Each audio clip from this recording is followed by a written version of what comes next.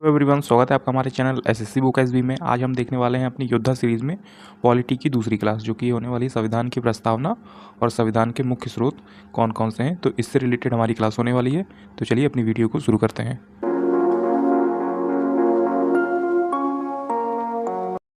पहला टॉपिक आता है हमारा संविधान की प्रस्तावना। तो संविधान की प्रस्तावना में पहला क्वेश्चन है, भारतीय संविधान के किस भाग को उसकी आत्मा की संज्ञा प्रदान की गई है। तो ये प्रदान किया गया है प्रस्तावना को, मतलब कि प्रियम्बल को, जो कि हमारे संविधान में सबसे पहली बार जो है फर्स्ट पेज पे लिखा गया है, उसी को प्रस्तावना या फिर प्रियम्बल जो है वो कहा जाता है। तो आप इसे याद रखेंगे कि भारतीय संविधान के किस भाग को उसकी आत्मा की संज्ञा प्रदान की गई है, तो उसकी प्रस्तावना को। अगला क्वेश्चन आता है हमारा, संविधान निर्माताओं ने किस पर विशेष ध्यान दिया है। तो किस पर विशेष ध्यान दिया है, प्रस्तावना पे विशेष ध्यान दिया है। तो आप इन्हें याद रखेंगे कि संविधान को जो बनाने वाले लोग थे उन्होंने किस पर विशेष ध्यान दिया है, तो प्रस्तावना पर दिया है। अगला क्वेश्चन आता है हमारा, भारत के संविधान की प्रस्तावना किन शब्दों से शुरू होती है। तो सबसे पहले जो लाइन लिखी गई है उसमें सबसे पहला वर्ड है हम भारत के लोग, तो यहाँ से ये शुरू होता है। तो आप इसे याद रखेंगे, ये वर्ड हमारा कि हम भारत के लोग, we the people of India. तो इस तरह से आप इस क्वेश्चन को याद रखेंगे।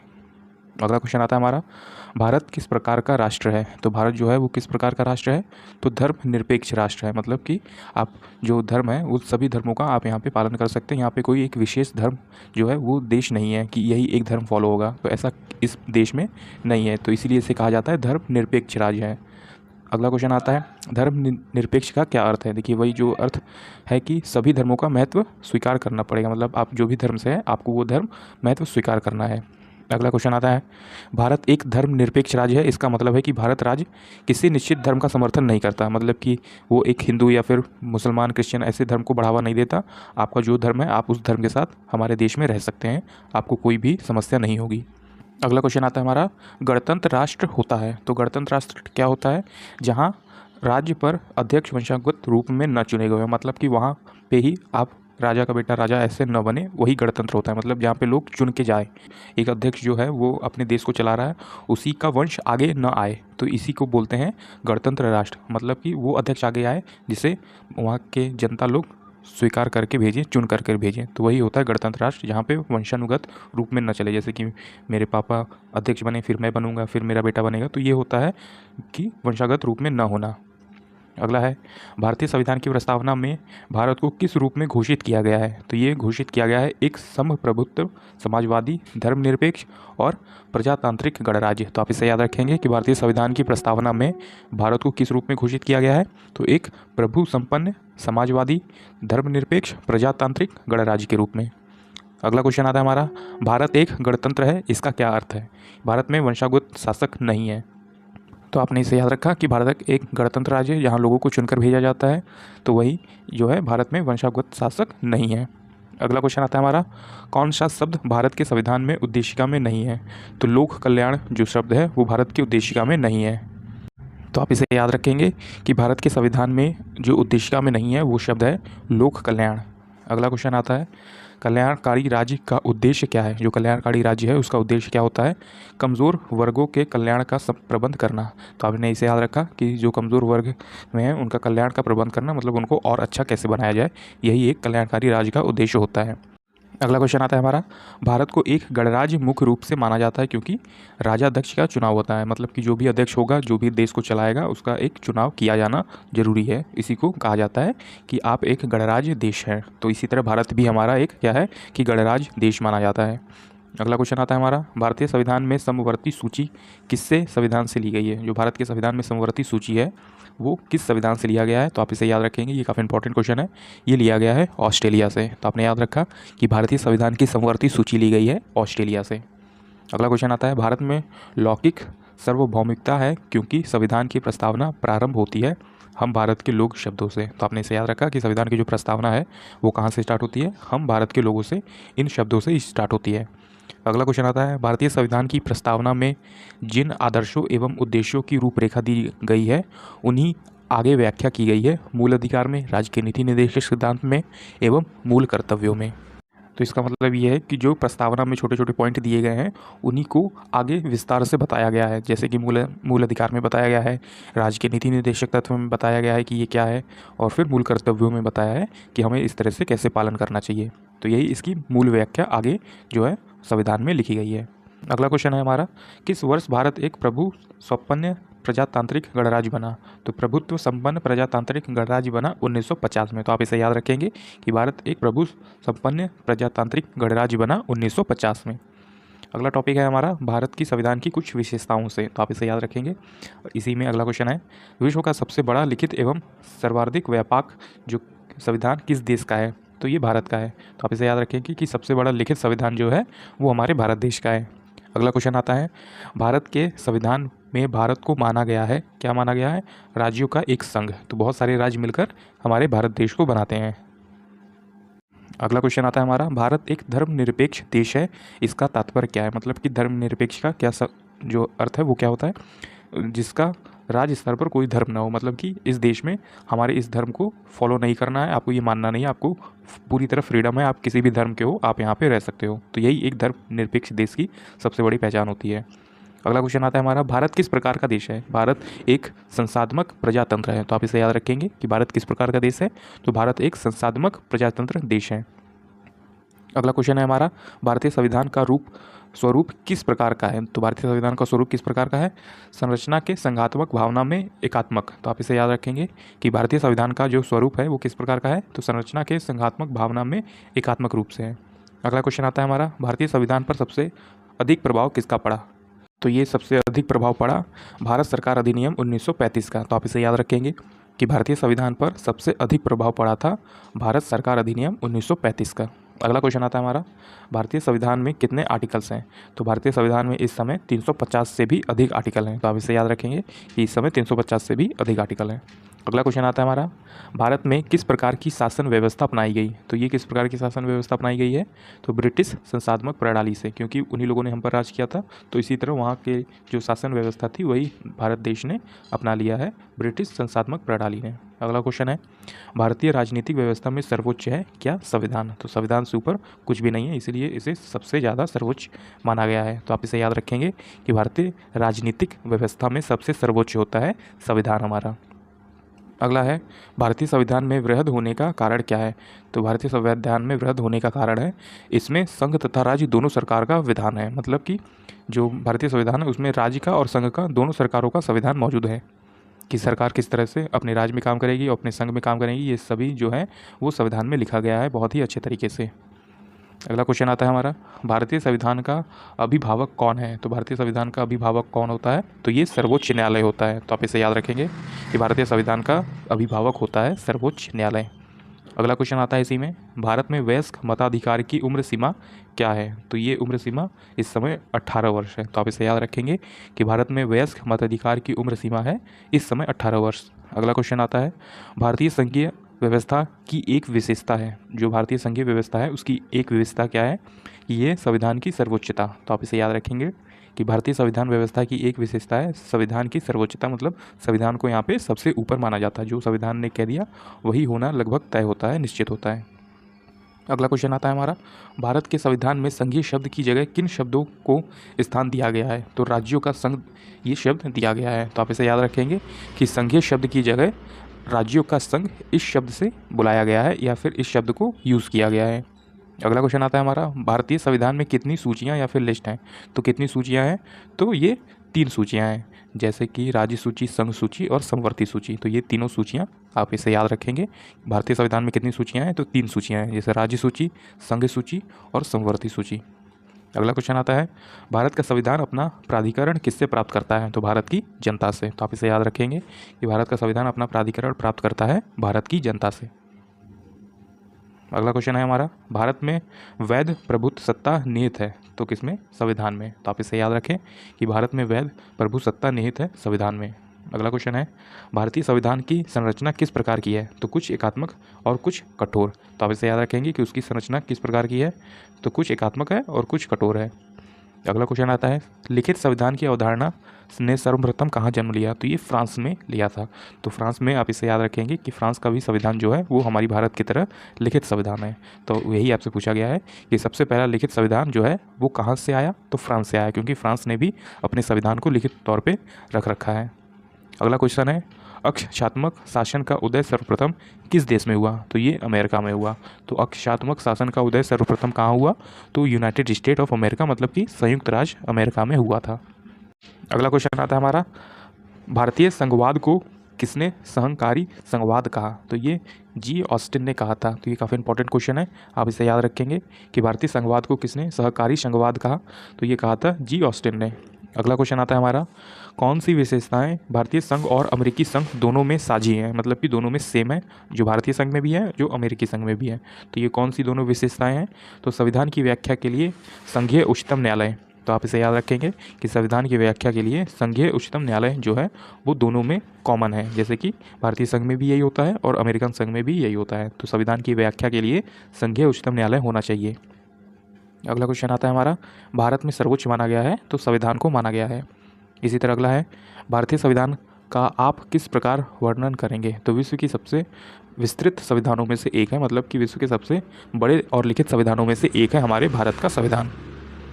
अगला क्वेश्चन है, भारत का संविधान मान्यता प्रदान करता है केवल धार्मिक अल्पसंख्यकों को? तो आप इसे याद रखेंगे कि भारत का संविधान जो मान्यता प्रदान करता है वो केवल धार्मिक अल्पसंख्यकों को करता है।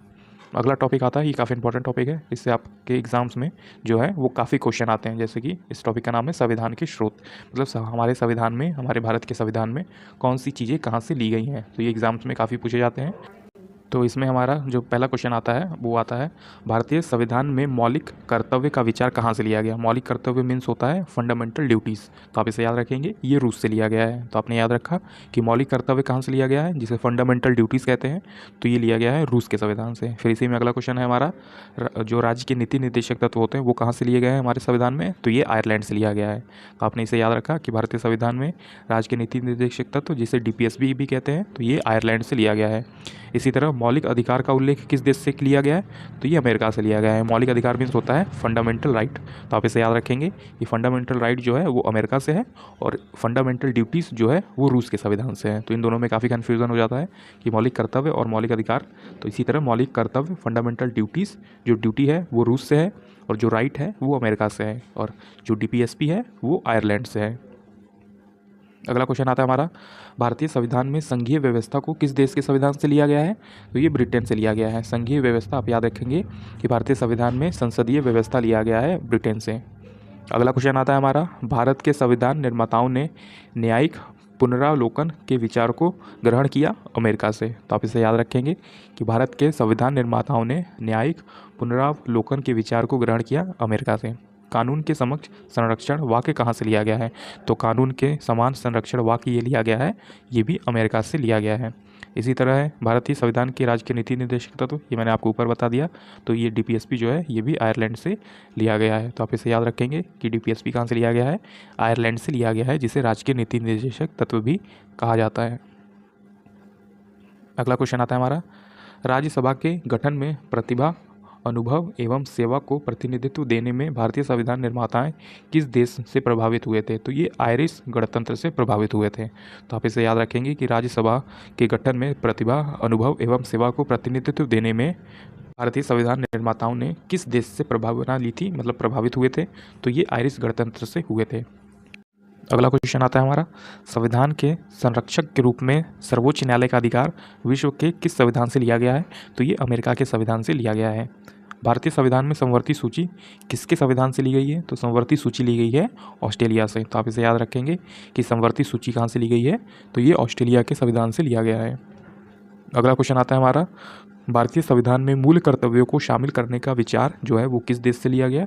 तो पूर्व सोवियत संघ से लिया गया है, मतलब USSR से लिया गया है। जो उस टाइम पे USSR था, आज के टाइम पे ये रशिया है। तो आप इसे याद रखेंगे कि मूल कर्तव्यों को शामिल करने का विचार कहाँ से लिया गया है? तो सोवियत संघ से लिया गया है। अगला क्वेश्चन आता है हमारा, भारतीय संविधान के निर्माण में सर्वाधिक गंभीर प्रभाव किसने छोड़ा? तो भारतीय सरकार अधिनियम 1935 ने छोड़ा था।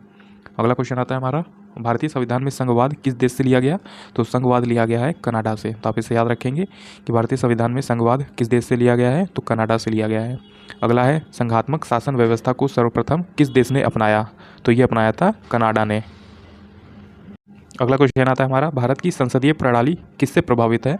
तो ये इंग्लैंड से प्रभावित है। तो आप इसे याद रखेंगे कि भारत की संसदीय प्रणाली प्रभावित है इंग्लैंड के देश से। अब दोस्तों देखते हैं हमारे एमसीक्यूज़ जो कि एसएससी एग्जाम्स में पूछे गए हैं।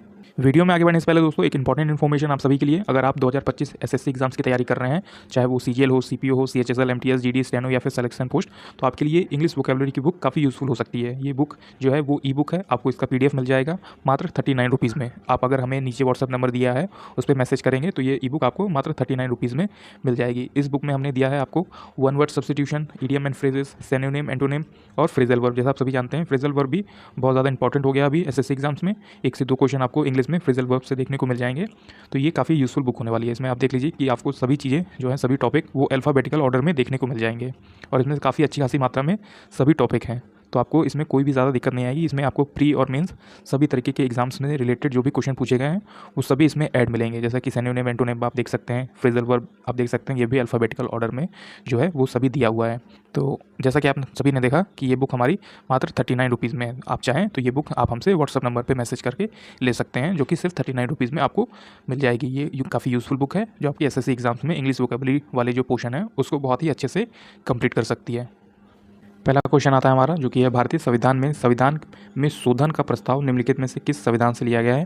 कि मतलब आप संविधान में कुछ भी संशोधन कर सकते हैं, तो ये किसके देश से, किस संविधान से लिया गया है, तो ये दक्षिण अफ्रीका के संविधान से लिया गया है। इसमें आप देख सकते हैं नीचे कुछ अन्य देशों के जो संविधान से चीज़ें ली गई हैं वो क्या है कि ऑस्ट्रेलिया से समवर्ती सूची ली गई है, व्यापार, वाणिज्य, संसद के दोनों सदनों की संयुक्त बैठक और प्रस्तावना की भाषा, ये ऑस्ट्रेलिया से लिया गया है। इसी तरह दक्षिण अफ्रीका से क्या लिया गया है, ये लिया गया है भारतीय संविधान में संशोधन की प्रक्रिया और राज्यसभा में सदस्यों का चुनाव, तो ये दक्षिण अफ्रीका से लिया गया है। और यूनाइटेड किंगडम यूके से क्या लिया गया है, तो एकल नागरिकता ली गई है, कैबिनेट प्रणाली और संसदीय विशेषाधिकार, ये यूनाइटेड किंगडम से लिया गया है। तो आप इसे अच्छे से याद रखेंगे। अगला क्वेश्चन आता है हमारा, भारत के संविधान में द्विसदनीय संसद का प्रावधान रखने का विचार कहाँ से लिया गया, तो ये ऑप्शन नंबर सी ब्रिटिश से लिया गया। जैसा कि आपने ऊपर वाले क्वेश्चन में देखा होगा कि भारतीय संविधान में संसद का प्रावधान रखने का विचार लिया गया है ब्रिटिश से, तो आपका right answer option number C हो जाएगा। अगला क्वेश्चन देखते हैं जो कि है भारतीय संविधान में द्विसदनीय प्रणाली किस देश से ली गई है, तो भारतीय संविधान की द्विसदनीय प्रणाली ये लिया गया है हमारे यूनाइटेड किंगडम से। तो आप इसे याद रखेंगे कि ये जो द्विसदनीय प्रणाली है ये हमारे किस देश से लिया गया है, तो यूनाइटेड किंगडम यूके से लिया गया है। अगला क्वेश्चन आता है जो कि है भारत के संविधान में राज्य के नीति निर्देशक सिद्धांतों को डैश के संविधान से लिया गया है। जो डीपीएसपी है वो किस संविधान से ली गई है, तो लिया गया है आयरलैंड से। तो आप इसे याद रखेंगे कि भारत के संविधान में जो राज्य के नीति निर्देशक सिद्धांत है जिसे डीपीएसपी भी कहते हैं वो कहाँ से लिया गया है, वो आयरलैंड के संविधान से लिया गया है। इसी तरह अगला क्वेश्चन आता है हमारा, भारतीय संविधान में निम्नलिखित में से कौन सी विशेषता को सोवियत सोशलिस्ट रिपब्लिक जिसे यूएसएसआर से लिया गया है, तो वो क्या चीज़ें हैं, तो ये पंचवर्षीय योजना है। तो आप इसे याद रखेंगे कि भारतीय संविधान में निम्नलिखित में से कौन सी विशेषता यूएसएसआर से लिया गया है, तो पंचवर्षीय योजना जिसे 5 ईयर प्लान भी कहते हैं, तो ये यूएसएसआर से लिया गया था। अगला क्वेश्चन आता है, निम्नलिखित देशों में से किससे लोकपाल का विचार लिया गया है, तो लोकपाल का विचार लिया गया है स्वीडन देश से, जो कि option number C right answer हो जाएगा। जैसा आप नीचे देख सकते हैं लोकपाल का विचार भारतीय संविधान में स्वीडन के देश से लिया गया है। स्वीडन समेत अन्य देशों में लोकपाल को ओम्बुड्समैन के नाम से भी जाना जाता है। तो आप इसे याद रखेंगे कि लोकपाल का विचार कहाँ से लिया गया है, तो स्वीडन से लिया गया है। अगला देखते हैं कुछ इंपॉर्टेंट चीज़ें जो कि संविधान से ली गई और जो किस देश के संविधान से लिया गया, तो वहाँ की विशेषताओं से रिलेटेड है। जैसे आप याद रखेंगे कि ब्रिटेन के संविधान से क्या क्या लिया गया है, तो संसदीय शासन प्रणाली ली गई है, विधि का शासन, विधियाई प्रक्रिया, एकल नागरिकता, तो ये ब्रिटेन के संविधान से लिया गया है। उसी तरह अमेरिका के संविधान से क्या लिया गया है, मौलिक अधिकार, न्यायपालिका की स्वतंत्रता, न्यायिक पुनरावलोकन और राष्ट्रपति पर महाभियोग, ये अमेरिका से लिया गया है। कनाडा से क्या लिया गया है, तो कनाडा से लिया गया है संघीय व्यवस्था, अवशिष्ट शक्तियों का केंद्र में निहित होना, केंद्र द्वारा राज्यपालों की नियुक्ति और उच्चतम न्यायालय का परामर्शी अधिकार। इसी तरह आप देखेंगे फ्रांस के संविधान से क्या लिया गया है, तो प्रस्तावना में स्वतंत्रता, समानता एवं बंधुता के आदर्श, ये फ्रांस के संविधान से लिए गए हैं। इसी तरह जर्मनी के संविधान से लिया गया है आपातकाल के समय मूल अधिकारों का स्थगन। तो आप इसे याद रखेंगे कि जनवरी के संविधान से क्या लिया गया है, आपातकाल के समय जो मूल अधिकार होते हैं वो कुछ टाइम के लिए रोक लिए जाते हैं, मतलब कि स्थगित हो जाते हैं। अगला है आयरलैंड के संविधान से, तो ये काफ़ी इंपॉर्टेंट है। इससे लिया गया है राज्य के नीति निर्देशक सिद्धांत, राष्ट्रपति की निर्वाचन पद्धति और राज्यसभा के लिए सदस्यों का नामांकन। तो ये काफ़ी इंपॉर्टेंट चीज़ें हैं जो आप हर बार एग्जाम्स में पूछी जाती है, तो आप इसे अच्छे से याद रखेंगे। अगला क्वेश्चन की तरफ हम बढ़ते हैं जो कि है निम्नलिखित में से किस राष्ट्र के संविधान से प्रेरित होकर भारत ने अपने संविधान में नीति निर्देशक तत्व की विशेषता जोड़ी? तो ये ऑप्शन नंबर बी, आयरलैंड से जोड़ा गया था। तो इसमें आपसे सिंपली ये पूछ रहा है कि भारत के संविधान में जो डीपीएसपी है, नीति निर्देशक सिद्धांत, ये किस देश से लिए गए हैं? तो आयरलैंड देश से लिए गए हैं। अगला क्वेश्चन आता है, भारतीय संविधान में उल्लेखित स्वतंत्रता, समानता और बंधुता की संकल्पना किससे प्रेरित है? तो ऑप्शन नंबर ए, फ्रांस के संविधान से ये लिया गया है। तो आप इसे याद रखेंगे कि भारत के संविधान में उल्लेखित स्वतंत्रता, समानता और बंधुता ये कहाँ से लिया गया है? तो फ्रांस के संविधान से लिया गया है। अगला क्वेश्चन आता है दोस्तों हमारा, जो कि है स्वतंत्रता, समानता और बंधुता की अवधारणा भारत के किस संविधान से लिया गया है? तो जैसे कि ऊपर वाले क्वेश्चन में आपने देखा, ठीक उसी टाइप का ये भी क्वेश्चन है। तो ये भी फ्रांस से जो है, इसका राइट आंसर हो जाएगा, फ्रांस से लिया गया है। तो आप इसे याद रखेंगे कि स्वतंत्रता, समानता और बंधुता की अवधारणा किस संविधान से ली गई है? तो फ्रांस के देश से लिया गया है।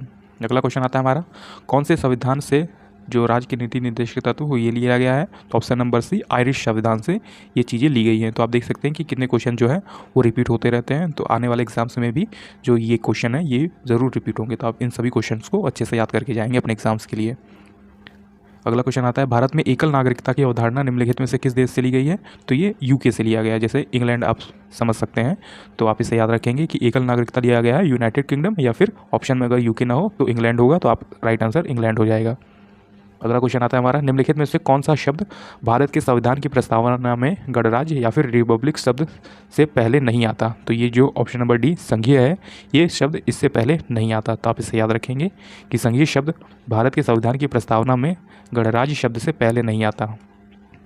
अगला क्वेश्चन आता है हमारा, निम्नलिखित में से कौन सा शब्द भारत के संविधान की प्रस्तावना में उल्लेखित नहीं है? तो ऑप्शन नंबर बी, समतावाद जो है ये भारत के संविधान में उल्लेखित नहीं है। मतलब कि ये शब्द का यूज़ भारत के संविधान की प्रस्तावना में, प्रियम्बल में नहीं किया गया है। कौन से शब्द का यूज़ नहीं किया गया है? तो समतावाद का यूज़ नहीं किया गया है। अगला क्वेश्चन आता है हमारा, इनमें से कौन भारत को एक सेकुलर राज्य के रूप में वर्णित करता है? तो कौन करता है? तो प्रस्तावना करता है। तो आप इसे याद रखेंगे कि भारत के संविधान को जो भारत का सेकुलर राज्य है उसके रूप में वर्णित करता है कौन? उसकी प्रस्तावना, मतलब उसका प्रियम्बल। तो आप इसे याद रखेंगे। नीचे आप देख सकते हैं कि भारतीय संविधान की प्रस्तावना भारत को एक सेकुलर या फिर धर्मनिरपेक्ष राज्य के रूप में वर्णित करती है। जैसा मैंने आपको ऊपर बताया था कि धर्मनिरपेक्ष ऐसा होता है कि इसमें कोई भी जो पर्टिकुलर धर्म है वो फॉलो नहीं होता। आप जिस भी धर्म के साथ रह सकते हैं, आपको खुली तरह से फ्रीडम मिली जाएगी। अगला है, भारतीय संविधान ने भारत को निम्नलिखित में से डैश को छोड़कर बाकी सभी होना घोषित किया। तो क्या छोड़कर? ऑप्शन नंबर ए, साम्यवादी छोड़कर बाकी सभी होना घोषित किया। तो आप इसे याद रखेंगे कि भारतीय संविधान में भारत में निम्नलिखित में से डैश को छोड़कर बाकी सभी को होना घोषित किया। जैसे समाजवादी हो सकता है, प्रजातांत्रिक गणराज्य भी है और धर्मनिरपेक्ष है, बस साम्यवादी नहीं है। अगला क्वेश्चन आता है हमारा, हमारे संविधान के अनुसार भारत एक डैश है। तो क्या है? एक धर्मनिरपेक्ष राष्ट्र है, जो कि ऑप्शन नंबर बी इसका राइट आंसर हो जाएगा। तो आप इसे याद रखेंगे कि हमारे संविधान के अनुसार भारत एक धर्मनिरपेक्ष राष्ट्र है, जो कि ऑप्शन नंबर बी इसका राइट आंसर हो जाएगा। अगला क्वेश्चन आता है दोस्तों हमारा, जो कि है भारतीय संविधान के किस खंड को आमतौर पर उसकी अंतरात्मा भी कहते हैं? तो आपका राइट आंसर इसमें से हो जाएगा कि इनमें से कोई नहीं, क्योंकि इसकी आत्मा कहा जाता है प्रस्तावना को, मतलब उद्देशिका को, जो सबसे पहले पेज पे लिखा रहता है प्रियम्बल हमारा, उसी को भारतीय संविधान की आत्मा कहा जाता है। क्योंकि उसी में बहुत सारी चीज़ें लिखी गई हैं कि हमारा देश किस किस तरह से जो है संविधान को मानता है, तो उसी को संविधान का आत्मा कहा जाता है। तो आप इसे याद रखेंगे कि भारतीय संविधान के किस खंड को आमतौर पर उसकी अंतरात्मा कहा जाता है? तो प्रस्तावना को, मतलब उद्देशिका को कहा जाता है, या फिर इंग्लिश में जिसे कहें तो प्रियम्बल को कहा जाता है। उम्मीद है दोस्तों आपको हमारी ये पॉलिटी की वीडियो पसंद आए। इसमें आपको मैंने बताया कि कुछ इंपॉर्टेंट विशेषताएं संविधान के अंदर, और ये कौन कौन से संविधान से लिया गया है। तो अगर आपको हमारी वीडियो पसंद आई तो हमारी इस वीडियो को लाइक कर दीजिएगा, और अपने आने वाले एसएससी एग्जाम्स के लिए हमारे चैनल एसएससी बुक एसबी को सब्सक्राइब कर सकते हैं। मैं ऐसे ही यूज़फुल वीडियो को लेके आता रहूँगा। तब तक पढ़ते रहिए और हमेशा अपने लक्ष्य की तरफ आगे बढ़ते रहिए।